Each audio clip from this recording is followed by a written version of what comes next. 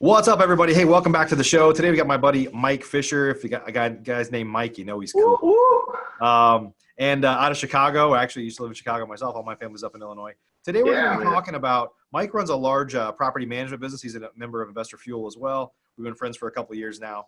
And, we were talking about the importance of building up a rental portfolio. And the truth is it's a special person like Mike that actually enjoys property management.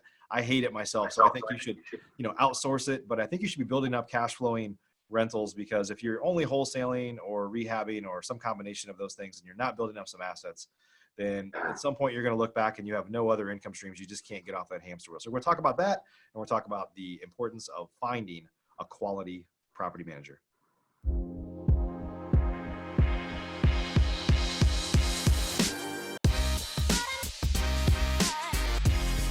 Professional real estate investors know that it's not really about the real estate. In fact, real estate is just a vehicle to freedom. A group of over 100 of the nation's leading real estate investors from across the country meet several times a year at the Hamster Wheel Real Estate Mastermind to share ideas on how to strengthen each other's businesses, but also to come together as friends and build more fulfilling lives for all of those around us. On today's show, we're going to continue our conversation of fueling our businesses and fueling our lives. I'm glad you're here.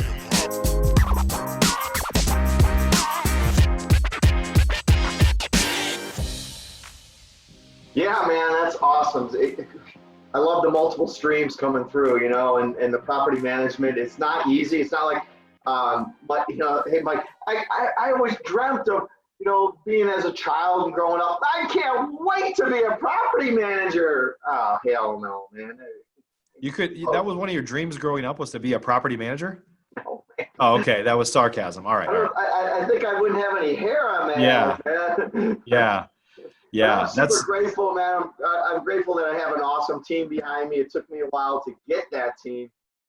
But I'll tell you what, man, we got the systems and processes in place today that we've never had before, and it just flows. Is there hiccups? Yes, there's always hiccups, man. This is real estate, Yeah, no doubt.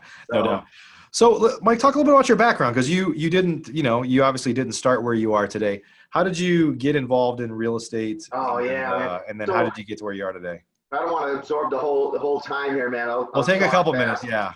So, my background is remodeling and new construction. And in 2003, my body was just taking a beating. And even today, on a scale of 1 to 5, I'm probably right now around a 3 in pain.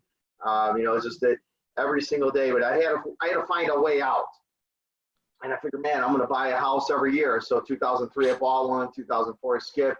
2005, bought another one. 2006, got hit in the nuts for a divorce. And then from there, man, it was just like, I was just buying them all in A-class communities. And I'm like, 2009, I educated myself. So now I got like 6 or 7 in A-class community. But 2009, I educated myself about the southeast suburbs and jacked it up, man. Went out crazy, started buying them up, fixing them, had a relationship with a local little mom and pop bank, refied the money out, kept on doing it over and over, man.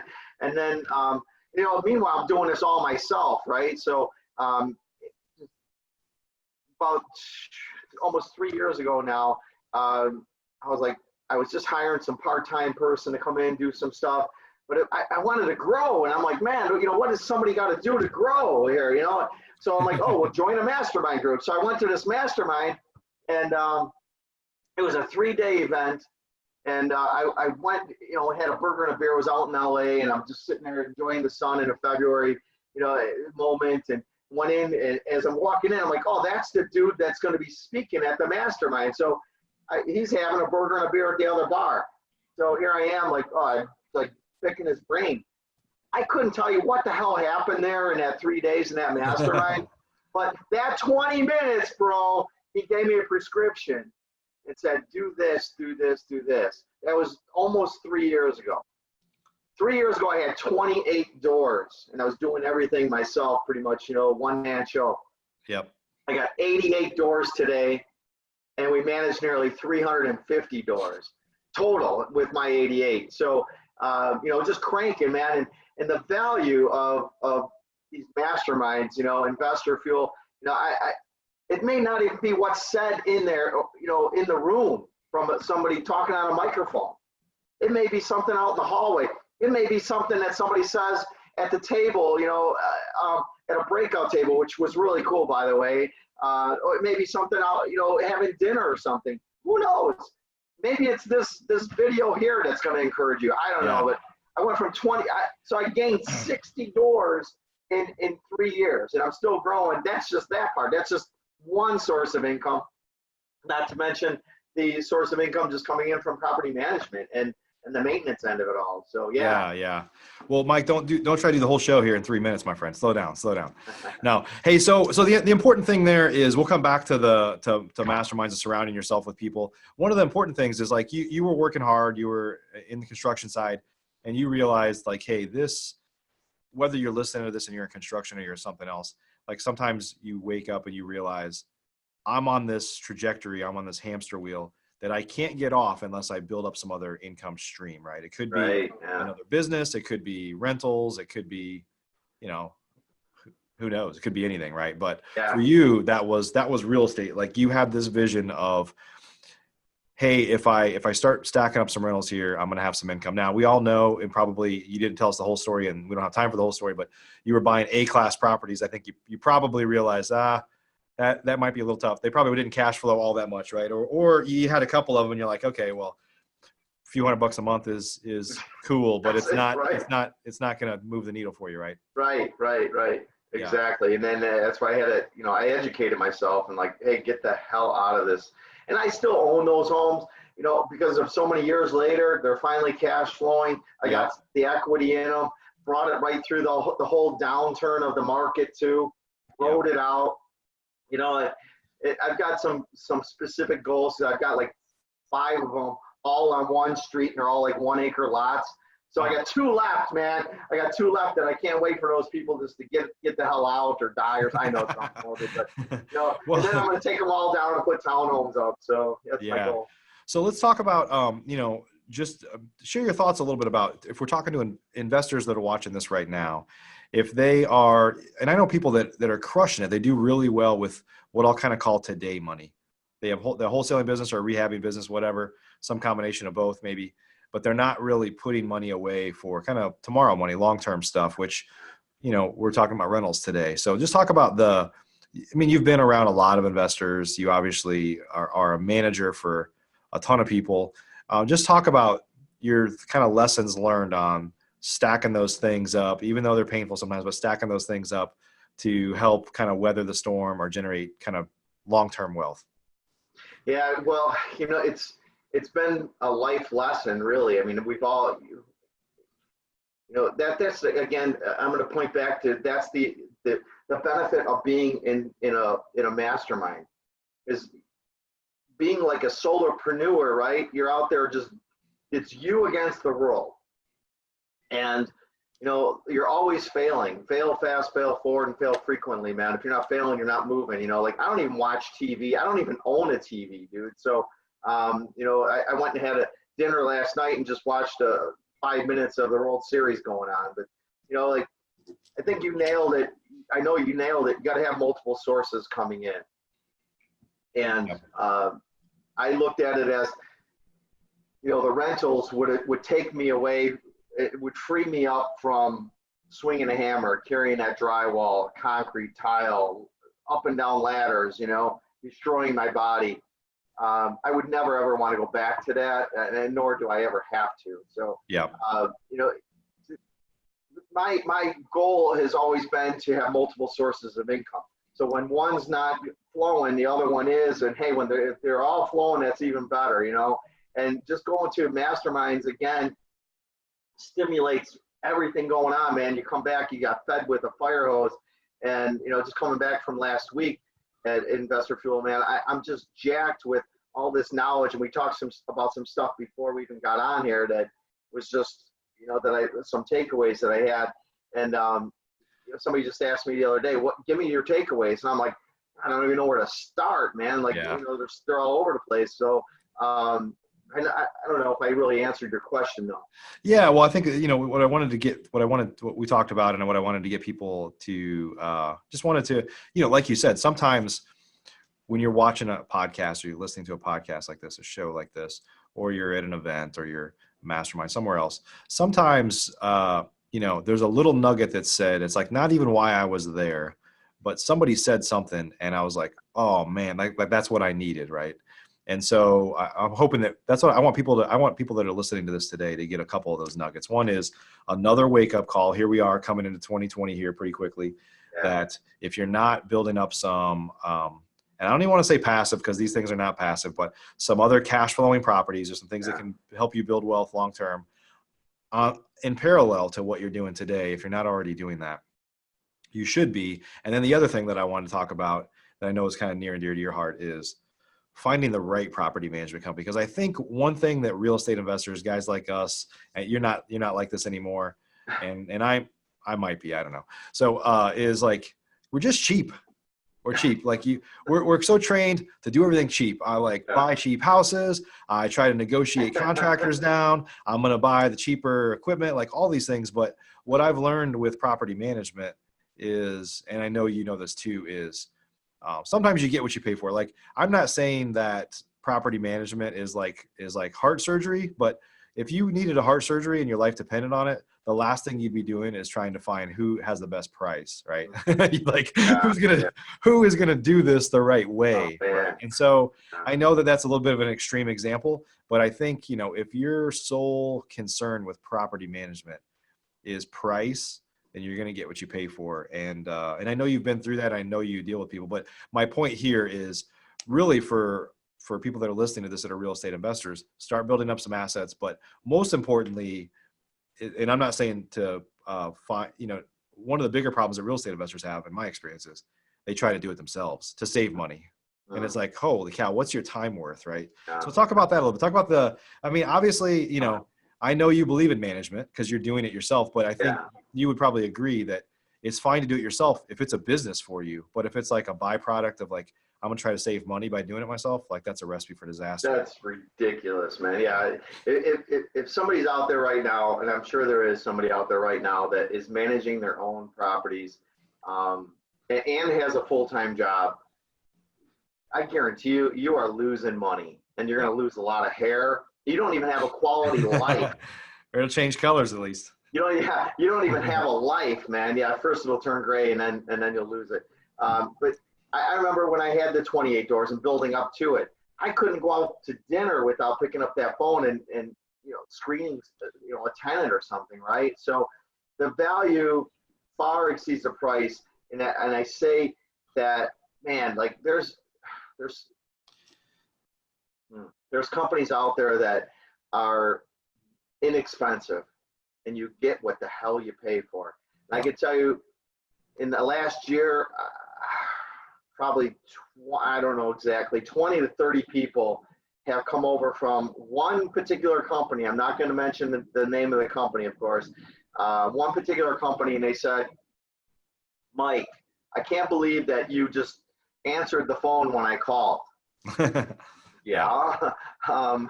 So like, no, I'm with this company here and they don't answer the phone, or, and I have to leave a message and I don't hear back from them for 5 days later. And the person I called isn't even the person that's calling me back.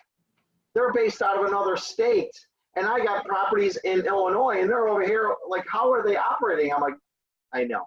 And it's just, they charge $85 a door or something, I think. I'm not sure. We charge a flat rate of $125 a door. It doesn't matter what the price, what the rent is. It's just a flat. Communication is key in anything, right? And if you're not going to communicate, your property manager's waiting 5 days and you're in California, or it doesn't matter. And you're sitting there like, what the hell's going on with my house? Is it vacant? Is it occupied? Or am I going through an eviction? I couldn't imagine. I would flip out. I would go crazy, man. So if your property manager is not communicating, they're communicating one thing, that they don't want to communicate. They suck, man. They just freaking suck. So, that's a big one right there. I pride ourselves on that. I like to base ourselves as the Nordstrom of property management. we're not the Walmart, we're not the Target, we're the Nordstrom, maybe even between the Target and the Nordstrom area. But I like to step it up and say that, hey, we are the Nordstrom. We are going to return your phone call. We got our own maintenance crew on staff. Keep the cost down low, unless there's like something that you got to be licensed for, like a roofing or electrical or something. But we're not going to chintz on that. So even like maintenance stuff, Mike, like some companies are going to go out there and throw this cheap ass faucet, a $29 faucet in the for the bathroom vanity. 3 months later, they got to change it out again. My background's remodeling. Put the Moen faucet in, pay the $69 or whatever the heck it is. The labor's still the same. Right. So why not just put it in once and be done? Like Moen's got the thing where you take out the cartridge, put in a new one, done. Like it's fast. And so things like that are very, very important. And then also, we help people direct them in the right path because hey, Illinois, is all these little things all add up to either they all have to increase your cash flow or decrease your cash flow, right? So it's the maintenance type thing. It's property taxes. We got a guy that helps out in the property taxes, and that's awesome. And things like that. And even the insurance, it's not any one thing, it's multiple things. So when somebody comes on board with us, we give it all.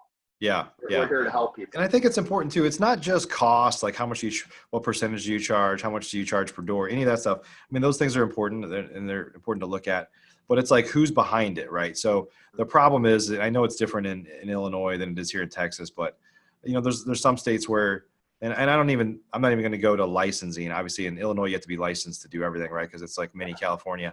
But at the end of the day, it's like, is that person committed to property management, right? Because like I know it, and I think there might be some changes that have happened in Texas here over the years, where it used to just be, hey, if you're like a licensed agent, you can manage properties too. So there's like, and anybody can be a real estate agent, right? So there's like, hey, somebody that's selling 5 houses a year, they also manage 4 properties for people that they said were their customers. Like 4 properties, like first off, they have no experience. They have no systems and processes. It's all them. So if they're out of town on vacation or they are going through something in life or they get hit by a truck or something, like you're screwed, right? You want to deal with somebody who's got some bench strength, that the person you're dealing with, the owner, for example, isn't the person that is doing everything too, or chasing bills or evicting people or placing tenants. Like you need a real company that has systems and processes that can be there without any one person, right? Absolutely. And we have that systems and processes in place. Matter of fact, we use Appfolio software, and it's a great software, don't get me wrong. And talk about like customer service. When we were vetting through even just what software to use, Appfolio was the only one that actually called us back. Huh. Like, man, the customer services reflection, and even on the sales, right? Like you would expect somebody at sales is going to be all over you. Appfolio is the only one that called me back. Wow. So you go to these little, networking things and stuff, and they got a booth set up, and they're like, oh, well, why didn't you go with us? Because you don't fucking call me back. Like, your customer service sucks, right? So, but there's certain things that Appfolio doesn't do that we've created a whole system that it's freaking phenomenal. Like it's awesome what we have created outside of it. We use smart sheets, and it's so automated, and it lets people, our landscaping crew, if it's vacant, they get notified that they have to go out and mow the lawn. And when it's vacant too, like all the utilities have to get switched over. So just one check mark there notifies the person that's got to take care of the utilities. Little things like that. We've got a 5-step process. When the property goes vacant, we go out and clean it out right away so that we can get it on the market. May not be ready to move in, but we get in there and clean all the crap out because we know tenants leave beds and all, whatever, they leave a mess. But we get in there and clean it out right away. So all of those things are very, very automated. One check mark, boom, everybody gets notified what to do. That's not inside Appfolio. So it's just very automated, systemized, and now we can be faster and more efficient for everybody across the board. Get that house back on the market, and get it marketed and get it cash flowing again. That's one thing that I find a a lot of investors that if they're managing their own or they have a small management company that's just doing it as kind of a hobby, that's one of the things that, you know, it's like these phantom expenses that you don't see. It's like one thing to say, hey, I need to replace a ceiling fan. That's going to cost $150 with labor and materials or whatever it is. Right. But it's another thing to say, well, how fast did they turn that property over? It was vacant. And did they get it done, ready to go in like a couple days, or was it like 3 weeks later that's ready to go? Like, what did that cost you for that couple extra, right? I mean, those are huge expenses if you look at it across time, but they usually don't, it's like a reduction in revenue. It's not an expense. So it's not hitting you in the face as much, but it's real, right? It's real for sure. Yeah. And then add that times 88 doors, you know, like, yeah. Talking about a lot of money, man, you know, like, and I tell people all the time, vacancy kills cash flow. Vacancy kills cash flow. We do a lot of Section 8. And I know it takes time to go through that process. But you know what? These people that have vouchers, we clean that house out within 48 to 72 hours. Clean it all out. Doesn't mean the walls are painted or anything. It just means that we cleaned it out. And you know, mop the floors and get rid of all the trash and stuff. And then just start showing it. Meanwhile, we're getting a bid out there for the contract, a couple bids, you know, from the contractors to give back to the investor and say, hey, it's going to be, you know, X amount of money to. Meanwhile, we're still showing this property because once we turn in that paperwork to the housing authority, we got that clock ticking too. Yeah. So we just move everything right, you know, to the finish line so that we can actually get that person in there on time. The house is done, you know, that inspection's done, it's completed. It's a win-win across the board. The faster you can move all these processes through, the more your cash flow is going to be. Yeah. So many people, Mike, I failed to mention this earlier, but so many people lose that dream. You know, they come over from a shitty property management company and they're so upset, but their dream was, hey, I'm gonna buy cash flowing properties. One day I'm gonna retire off of the, you know, use this. Sorry guys. One day I'm gonna retire off of this cash flow that's coming in, and you know, or help us, you know, whatever. And they get so frustrated because that dream just got shattered by crappy property management. Right. And they give up. They give up. They're like, it doesn't work. It's not for me. Yeah, it's not for me. What else are you gonna do? You know, you're gonna. Well, that's one of the things I do though, is I share with them, like, look, don't give up on your dream. Stay with that dream. Move your property management over to us. Look, you didn't get where you're at in 6 months. You know, it took time, and it's not going to get fixed probably in 3 to 6 months. It's going to take some time, but with the right property management in place, you will cash flow. There's a guy in Denver. He brought over 4 duplexes.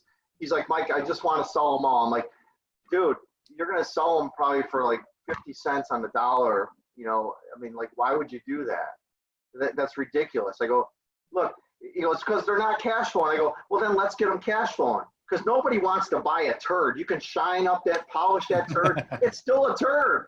Like, why do you want that turd? Like, let's get you cash flowing. It's going to take some time. Let's do it. You know, he was under some really 50% occupancy, and even that 50% wasn't even, he had a lot of issues in that other 50%. So it's just, what a mess. And he's like, after a month, he's like, you know, Mike, I'm actually considering just hanging on to all of it now. I'm like, cool, man, that's awesome. That's what I want. You know, I want to help people. Bring back that dream again, you know, the reality. Yep. Yeah. Some of that you were talking about there, obviously that's a unique situation, somebody that is a customer of yours, right? But I think getting around people that can help understand your vision, you can share ideas, and, you know, sometimes it could be a association, obviously a mastermind, stuff like that. Like, talk about, you know, I'm gonna ask you in a second a little bit about Hamster Wheel, if you don't mind. But before that, just like talk about how people can do that in their markets. If they own some properties, they want to get around. There's like property manager associations, obviously RIA clubs, but a lot of the RIA clubs are not necessarily people doing deals. But maybe talk about just the importance of educating yourself through podcasts or getting around groups of people that are like you, and how that helps kind of inspire you to move forward. Yeah, you definitely, you know, I would strongly suggest, if you're in a different market, out of state, I would strongly suggest just Googling, going on Bigger Pockets. I know I found many investors that are struggling on Bigger Pockets, and they found me, or I've reached out to them one way or the other. There's communities out there, it doesn't have to be even in your own backyard, that are out there and to help you. And there's people in my own backyard that I've sold properties to, and I go out and have dinner with them or lunch with them or something once in a while, and just shoot some ideas back and forth. And I'm managing their properties, it's a great time. And you really, in my own opinion, you really need to be particular in who you're hanging with, right? Because they could take you down or they can pull you up, man. And I remember this visual of this guy was talking about there's a Bible verse that says, I can't remember. Anyway, this guy, he's standing up on stage and he's like, hey, and you got this beggar or whatever that's down below, but the guy up on stage. So who's gonna win? The guy at the bottom or the guy on the top? If you're reaching down to the guy at the bottom, chances are he's gonna pull you down. Bad company corrupts good moral or something, I believe is what it is. You got to be careful with who you're hanging around with, man. You want to hang with high level people that are gonna pull you up and take you with them, man, and not just leave you out there and abandon you. And that's why we're having this podcast right now too, to bring value to people, and hopefully people find value in what it is that that you're bringing out there every day, and what I'm saying here too.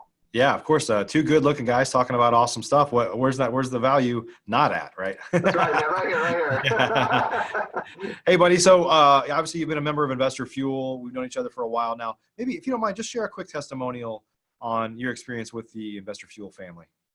Yeah, dude. I love. I mentioned it to you before. I just love how you say the Investor Fuel family, because it really is a family. It's a network of family of all like-minded people coming from all walks.